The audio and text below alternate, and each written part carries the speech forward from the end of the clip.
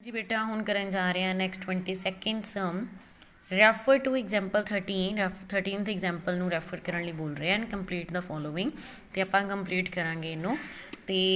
ਕਿਆ ਕੀ ਗਿਆ ਆ ਕਿ ਕਹਿੰਦੇ ਇਵੈਂਟ ਕੀ ਆ ਸਾਡੇ ਕੋਲ ਸਮ ਔਨ ਡਾਈਸ 2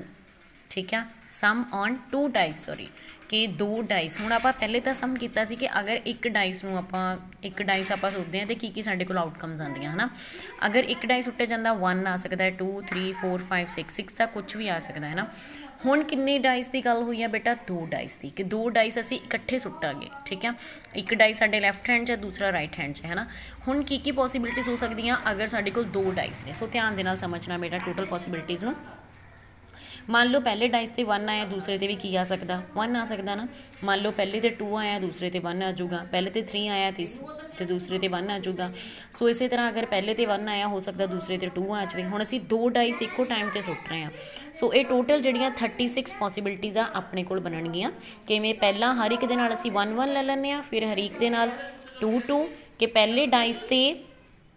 पहला 1 1 आ जाए दूसरियां ते 1 2 3 4 5 6 आ जाए फिर पहले डाइस से हो सकता 2 आवे दूसरे ते 1 भी आ सकता है 2 भी आ सकता है 3 भी 4 भी 5 भी 6 भी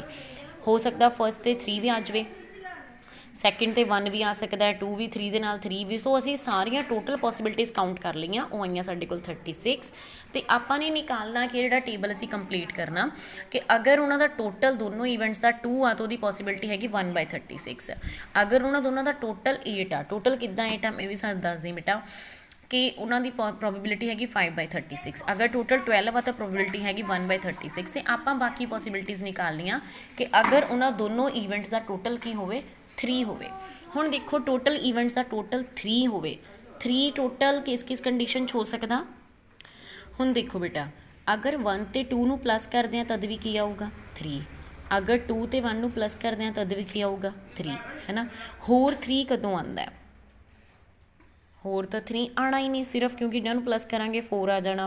है ना कि सम 2 आवे उहदियां पॉसीबिलिटीज़ कितनियां ने साडे कोल 2 ने किहड़ी पॉसीबिलिटी हैगी वो भी लिख लैनी है अगर हो सकता फर्स्ट डाइस ते 1 आवे तो दूसरे ते 2 हो सकता फर्स्ट ते 2 आवे तो दूसरे ते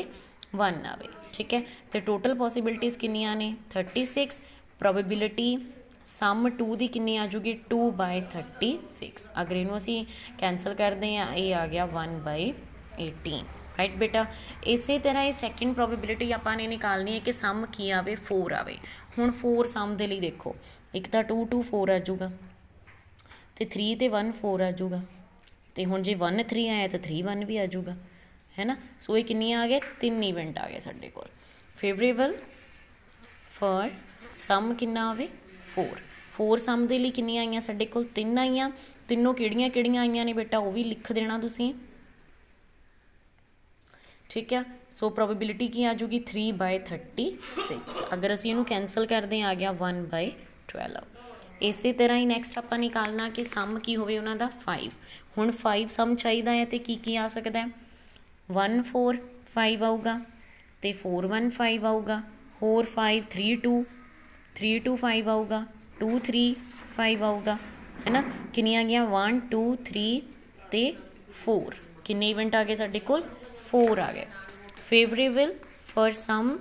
5 सम दे लई कितनियां पॉसीबिलिटीज़ आईयां बेटा अपने कोल 4 हुण वो 4 किहड़ियां आईयां वो भी लिख देना 4 ते 1 1 ते 4 3 ते 2 2 ते 3 है ना हो गई 4 तो प्रोबेबिलिटी की आ जाऊगी सम 5 दी 4/36 कैंसल करांगे की आ गया 1/9 ओके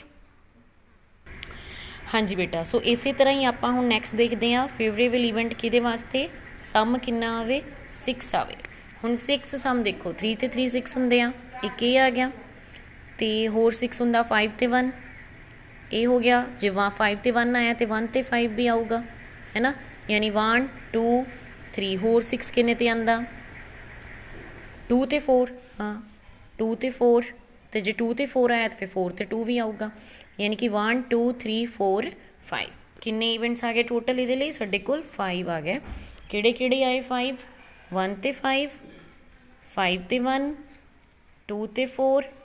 ते 4 ते 2